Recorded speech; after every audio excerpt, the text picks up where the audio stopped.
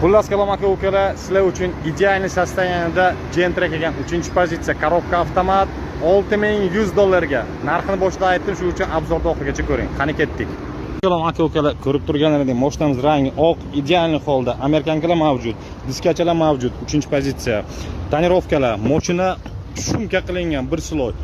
Eng qizig'i, mashina rostdan ham did bilan haydalgan. Shu darajada yaxshi saqlanganki, olib minib mazza qilasiz, xudo xolasa. Qimmat chiqollar, original Malibu barlar qo'yilgan, test monitor, video registrator, zo'r idealniy holda turibdi. Mashinani olasiz, mazza qilib minasiz, xudo xolasa. Korobka avtomat, holati zo'r. Olasiz, mazza qilib minasiz. Optra farachalar ham, stoplar mavjud. Prosta mashina did bilan minilgan. Eng qizig'i, mashina begona emas. Begona bo'lmaganligi uchun o'zimning akamning mashinalari, o'zimning mahallamdan, shuning uchun mana shu mashinani sizlarga qo'yib berishga qaror qildim. Holati zo'r. Aytib o'tganimdek, amerikankalar mavjud, yurgan. Xullas kalom aka-ukalar, mashinamiz yili 2013-yil.